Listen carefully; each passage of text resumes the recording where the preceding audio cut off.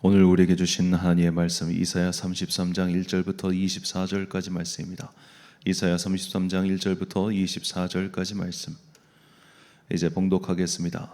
하나님의 말씀 경청하십시오. 약탈 한번 당하지 않고 남을 약탈하기만 한 자야 너에게 재앙이 닥칠 것이다.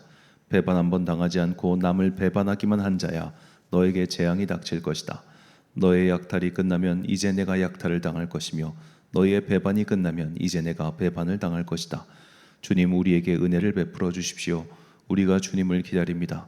아침마다 우리의 능력이 되어 주시고 어려울 때에 우리의 구원이 되어 주십시오. 주님의 우렁찬 소리에 백성이 도망치며 주님께서 일어나셔서 우리 편이 되어 싸우시니 민족들이 흩어집니다. 민족들아 사람들이 황충이 때처럼 몰려들어서 너희가 약탈한 전리품을 빼앗을 것이다. 메뚜기 떼가 뛰어오르듯 사람들이 그 탈취물 위에 달려들 것이다. 주님은 참으로 위대하시다. 저 높은 곳에 계시면서도 시온을 공평과 의로 충만하게 하실 것이다. 주님께서 너로 안정된 시대를 누리게 하실 것이다. 주님께서 늘 백성을 구원하시고 지혜와 지식을 주신다. 주님을 경외하는 것이 가장 귀중한 보배다. 용사들이 거리에서 살려달라고 울부짖고 평화의 협상에 나섰던 사절이 슬피 운다. 큰 길마다 위험하여 행인이 끊기며 적이 평화조약을 파괴하며 증인들이 경멸을 받으며 아무도 존경을 받지 못한다. 땅이 통곡하고 고달파하며 레바논이 부끄러워하고 메마르며 샤론은 아라바 사막과 같으며 바센과 갈멜은 나뭇잎이 모조리 떨어진다. 주님께서 말씀하신다. 이제는 내가 활동을 시작하겠다. 이제는 내가 일어나서 나의 권능이 얼마나 큰지를 나타내 보이겠다. 너희는 겨를 잉태하여 지푸라기를 낳는다. 너희는 제 꾀에 속아 넘어간다. 문민족은 불에 탄 석회같이 되며 찍어다가 태우는 가시덤불같이 될 것이다. 너희 먼 곳에 있는 자들아 내가 무슨 일을 하였는지 들어보아라. 너희 가까운 곳에 있는 자들아 나의 권능을 깨달아라. 시온에서는 죄인들이 공포에 떨고 경건하지 않은 자들이 두려움에 사로잡힌다. 우리들 가운데 누가 사르는 불을 견디어내겠는가? 우리들 가운데 누가 꺼지지 않는 불덩이를 견디어내겠는가? 하고 말한다. 의롭게 사는 사람, 정직하게 말하는 사람, 권세를 부려 가난한 사람의 재산을 착취하는 일은 아예 생각하지도 않는 사람, 뇌물을 거절하는 사람, 살인자의 음모에 귀를 막는 사람, 악을 꾀하는 것을 보지 않으려고 눈을 감는 사람, 바로 이런 사람들이 안전한 곳에 산다. 돌로 쌓은 견고한 산성이 그의 은신처가 될 것이다. 먹거리가 끊어지지 않고 마실 물이 떨어지지 않는다. 내가 다시 한번 왕의 장엄한 모습을 볼 것이며 백성은 사방으로 확정된 영토를 볼 것이다. 너는 지난날 무서웠던 일들을 돌이켜보며 격세지감을 느낄 것이다. 서슬이시 벌었던 이방인 총독, 가혹하게 세금을 물리고 무리하게 재물을 빼앗던 이방 세금 징수관들, 늘 너의 뒤를 밟으며 감시하던 정보원들 모두 옛날 이야기가 될 것이다. 악한 백성, 곧 내가 알아듣지 못하는 언어로 말을 하며 이해할 수 없는 언어로 말하던 그 악한 이방인을 다시는 더 보지 않을 것이다. 우리가 마음껏 절기를 지킬 수 있는 우리의 도성 시온을 보아라. 옮겨지지 않을 장막 예루살렘으로 보아라. 예루살렘을 보아라. 우리가 살기에 얼마나 안락한 곳인가. 다시는 옮겨지지 않을 장막과도 같다. 그 말뚝이 영원히 뽑히지 않을 것이며 그 줄이 하나도 끊어지지 않을 것이다. 거기에서는 주님께서 우리의 능력이 되시니 그곳은 마치 드넓은 강과 시내가 흐르는 곳 같겠지만 대적의 배가 그리로 오지 못하고 적군의 군함이 들어올 엄두도 못 낼 것이다. 주님께서는 우리의 재판관이시며 주님께서는 우리에게 법을 세워주시는 분이시며 주님께서는 우리의 왕이시니 우리를 구원하실 분이시다. 그리로 들어오는 배마다 돛대줄이 느슨하여 돛대를 똑바로 세우지 못하고 돛을 펴지도 못할 것이다. 우리는 많은 탈취물을 얻을 것이다. 다리를 젓는 사람들까지도 많이 탈취할 것이다. 거기에선 아무도 내가 병들었다고 말하지 않겠고 거기에서 사는 백성은 죄를 용서받을 것이다. 아멘. 진정한 서바이벌이란 제목으로 하나님의 말씀 선포하겠습니다. 일본에서 2000년도에 개봉했던 영화 배틀 로얄이라는 영화가 있습니다. 원작은 소설인데요. 저도 영화를 직접 본 적은 없습니다만 어떤 영화 평론가들의 말을 따르면 이 영화가 특히 미국 쪽 감독들에게 큰 영감을 줬다고 합니다. 전체적인 내용은 좀 잔인한 걸로 알고 있는데요. 그런 잔인한 묘사 그런 것보다는 목숨을 건 생존 싸움, 어떤 특정한 공간에 평범한 사람들이 갇혀가지고 그곳에서 최후의 한 명만 살아남는 그런 서바이벌 싸움이 그 당시 감독들이 굉장히 큰 영감을 줬나 봅니다. 아마도 그런 극한 상황 속에서 평범한 사람이 어떻게 변해가는가, 그리고 최종 승리자는 누가 될 것인가, 이것이 관객들의 입장에서는 손에 땀을 쥐는 그런 이야기이기 때문이겠죠. 우리가 참 유명했던 넷플릭스에서 방영된 오징어 게임도 결국에는 이런 것과 이런 서바이벌류의 드라마다라고 볼 수 있습니다. 그러니까 장르가 똑같은 거죠. 평범한 사람들이 어느 날 한 명의 우승자, 한 명의 생존자를 가리는 게임에 참가해서 결국 누가 이기는가, 그걸 되게 유심히 보지 않습니까? 자, 이런 류의 드라마나 영화들은 이게 구도가 이런 식이라고 합니다. 일단은 주인공이 있는데 주인공은 평범해요. 우리 같은 평범한 사람들, 엄청 정의롭지도 않지만 그렇다고 또 엄청 더럽지도 않아요. 그냥 아주 평범하게 조금 뭐 남을 배려할 줄도 알고 공감할 줄도 알면서, 그러면서도 자기 이익을 때문에 그런 것들을 외면하기도 하는 아주 조금은 비겁하고 그런 평범한 사람. 반면에 어떤 빌런 혹은 이제 주인공의 최종 대적이 되는 그런 류의 사람들은 똑똑하거나 혹은 완전히 좀 잔혹하거나 냉정하거나, 자, 우리가 생각할 때 저런 류의 사람들이 결국 세상에서 승리하겠지라고 말할 수 있는 그런 사람들이 최종까지 주인공을 대적하는 그런 역할을 맡는다고 합니다. 결국 이 영화를 통해서 이제 관객들에게, 감독은 관객들에게 일종의 이런 카타르시스를 주고 싶은 거죠. 우리가 생각하듯이 정말로 세상에서 승리한 사람들은 냉정하고 잔인하고 무도하고 이런 자가 승리할 것 같지만 우리 같은 평범한 사람들이 이길 수 있다는 것을 영화를 통해서 메시지를 전하고 싶은 그런 걸 겁니다. 더 정확하게는 관객들이 그런 이야기를 좋아하기 때문에 오락상업 영화를 만드는 사람들은 결국 그런 이야기를 주제로 이야기를 쓰겠죠. 자, 그 말인즉슨 바꿔 말하면 이 현실 세계에서는 그런 일이 별로 일어나지 않는다는 걸 겁니다. 현실에서는 누가 승리하는가? 더 냉정한 사람, 더 어찌 보면 잔인한 사람, 남을 배려하기보다는, 남의 배려보다는 일단 나의 목적과 승리 달성이 먼저인 사람, 그런 사람들이 조금 더 빨리 올라가지 않겠습니까? 그런 거에 대한 어떻게 보면 반대급부로서 이런 영화들이 나오는 것처럼 말이죠.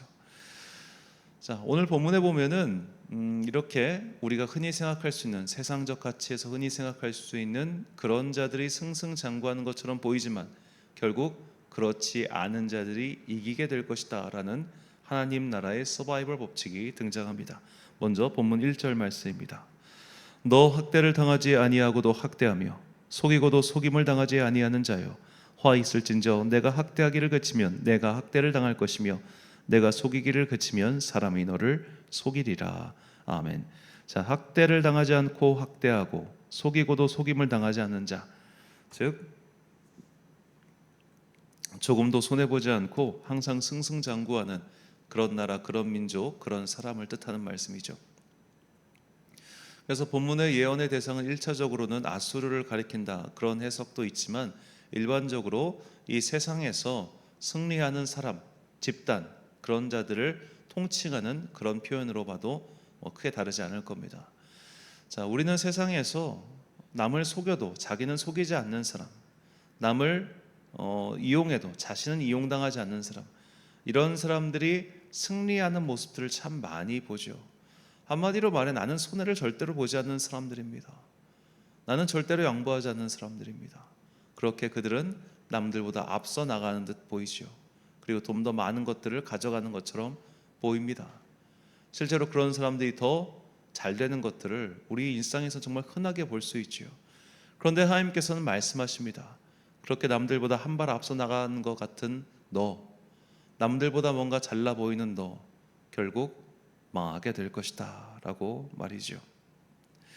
자, 그렇다면 하나님께서는 어떤 자들을 승리하게 만드시는가? 어떤 사람들이 이 하나님 나라에서, 이 생존 게임에서 생존하게 되는가? 우리와 우리의 생각과 전혀 다른 그런 자들이 생존하게 된다고 그렇게 말씀하시죠. 본문 15절과 16절 말씀.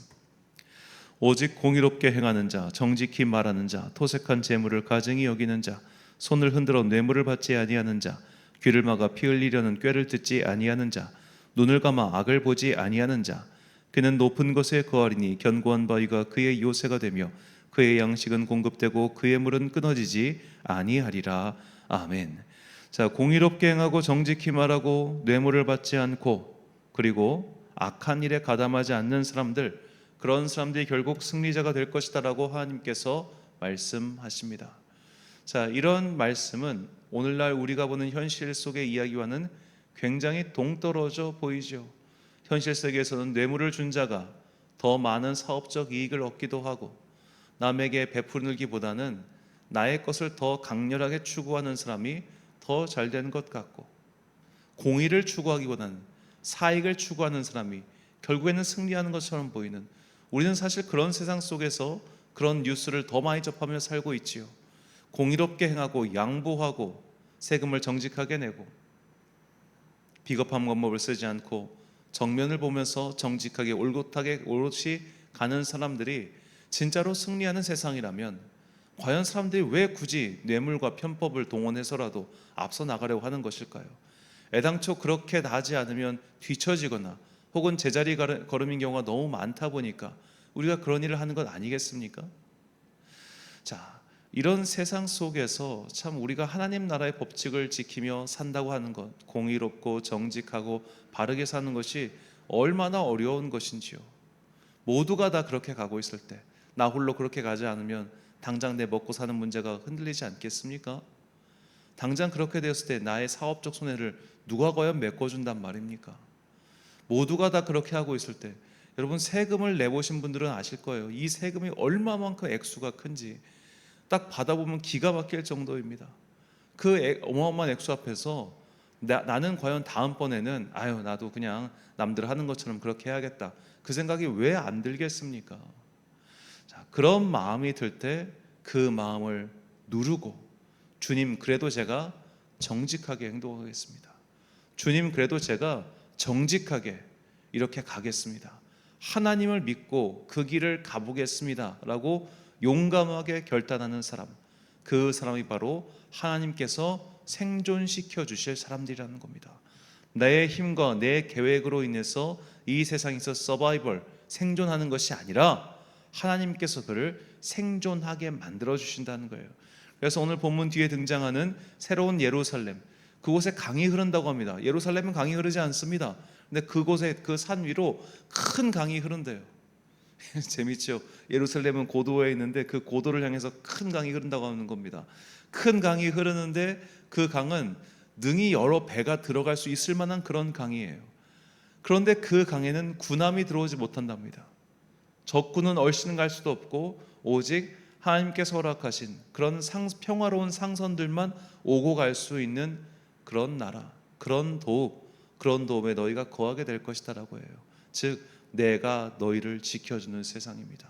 우리가 스스로 방벽을 세우고 군대를 세워서 우리 스스로를 보호하는 세상이 아니라 하나님께서 이렇게 하나님의 뜻을 따르는 자들, 하나님의 뜻을 따르기 위해 세상에서의 손해를 감수하고 뒤처짐을 감수하고 그런 것들을 묵묵하게 걸어간 자들, 주님께서 그들을 돌보시고 함께 해주신다고 이렇게 약속하십니다. 이렇게 하나님의 선택 방식에 대해서 사도 바울은 우리에게 다음과 같이 가르칩니다. 고린도전서 1장 27절부터 29절까지 말씀. 그러나 하나님께서 세상에 미련한 것들을 택하사 지혜 있는 자들을 부끄럽게 하려 하시고 세상에 약한 것들을 택하사 강한 것들을 부끄럽게 하려 하시며 하나님께서 세상에 전한 것들과 멸시받는 것들과 없는 것들을 택하사 있는 것들을 폐하려 하시나니 이는 아무 육체도 하나님 앞에서 자랑하지 못하게 하려 하심이라. 아멘. 사랑하는 천안광성교회 성도 여러분, 그리고 이 새벽을 함께 깨우고 계신 귀한 주님의 자녀 여러분, 만약 내가 나의 뜻대로 사람들을 꾸려서 무언가에 도전한다고 가정해 봅시다. 우리는 과연 어떤 사람을 뽑으려 할까요? 능력 있는 사람, 좀 도끼가 있는 사람, 혹은 추진력이 있는 사람, 그런 사람들로 팀을 꾸리려 할 것입니다. 그런데 하나님께서는 전혀 다른 방식으로 팀을 꾸리십니다. 못난 사람, 부족한 사람, 가난한 사람, 그러나 그의 마음속에 정직함과 의로움에 대한 열심이 있는 사람, 주님께서는 그렇게 세상 사람들이 볼 때는 제 B급이야, 제 C급이야, 쟤랑은 일 못해, 쟤 고지식하고 답답해, 그런 자들로 팀을 꾸리셔서 그들을 생존 게임에서 승리하게 하십니다. 우리는 오늘날 나의 생존, 자기 생존이 가장 중요한 세상 속에 살고 있습니다. 그래서 모두가 다 상당히 이기적으로 행동하죠. 내 자식의 문제, 내 가족의 문제, 그런 거라면 어디 공공장소든 뭐든 간에 그냥 나만을 위해서 사는 사람들이 너무나 많은 세상입니다. 자, 우리 그리스도인들은 이 세상의 공인입니다. 왜 공인인가? 우리를 누가 정치인으로 뽑아준 것도 아니고 누가 공무원으로 선택해 준 것도 아닌데 우리가 왜 공인입니까? 하나님의 자녀이기 때문입니다. 그리고 이런 공인으로서의 삶을 주님께서 원하고 계시기 때문이죠. 그래서 사람들이 뭐라고 생각하건 말건 우리는 마치 공인처럼 공곡의 이익을 위해서 내가 그것을 양보하고 희생해야 될 의무가 있는 겁니다. 정치인들이 당장 내 자식, 내 가족부터 챙기면 사람들이 욕할 거 아니에요. 그리스도인 또한 마찬가지라는 겁니다. 우리가 이런 어려운 일에 부름받았습니다. 자신의 이익만을 극대화시키려고 하는 자들이 득세하는 것처럼 보이는 세상에서 하나님 나라의 가치를 지키며 살아가는 사람들이 결국 살아남고 승리한다는 이 진실을 각자의 영혼에 새기시고 이 어려운 믿음의 싸움 계속 이어가는 여러분과 제가 되시길 예수님의 이름으로 축원합니다. 기도하겠습니다. 사랑과 은혜가 풍성하신 아버지 하나님, 결국 이 땅에서 승리하는 것은 세상 법칙에 익숙한 자들, 자기의 이익 추구에 익숙한 자들, 자신의 삶에 더욱더 독한 자들이 살아남는 것이 아니라 하나님의 법도를 따르는 사람들, 의로운 길을 택하는 사람들, 양보하고 희생하며 사랑하며 그렇게 용서할 수 있는 사람들, 그런 자들이 하나님께서 생존시켜 주신 이들이라는 것을 깨닫게 하시니 감사합니다. 생존은 우리가 만들어낸 성벽에서, 우리가 만들어낸 군대로 이루는 것이 아니라 하나님께서 지으신 성전에서, 하나님께서 지으신 그 평화의 나라에서만 이룰 수 있다는 것을 깨닫고, 이제 나의 힘으로 살아남는 것이 아니라 주님의 뜻에 순종하며 주님의 은혜의 선물로서 살아남는 그 은혜를 취하는 주의 자녀들 되게 하여 주옵소서. 이기적인 세상 속에서, 자기만의 이익을 추구하는 세상 속에서 하나님 나라의 공적 이익과 공인으로서의 삶을 계속하는 거룩한 그리스도인들이 되기를 간절히 소망합니다. 한 주의 중간 수요일입니다. 추석 연휴 마지막 날 함께 모여 예배드릴 때 주님께서 우리의 예배 기뻐 받아주시고 우리의 찬양과 기도와 말씀이 주님께 올라가는 향기로운 제물이 되게 하여 주옵소서. 오늘 하루도 참 좋으신 우리 주님의 은총과 평강이 모든 성도들과 함께 하시기를 간절히 소망하오며 이 모든 말씀 우리 구주 예수 그리스도의 이름으로 기도드립니다. 아멘. 오늘의 기도 제목입니다. 그리스도인은 세상의 소금과 빛으로 부름받은 특별한 공인입니다. 공인으로서, 그리스도인으로서 나는 그동안 그 의무를 어찌 이행했는지 돌아보시고 자신의 정체성을 새롭게 해달라고 기도하십시오.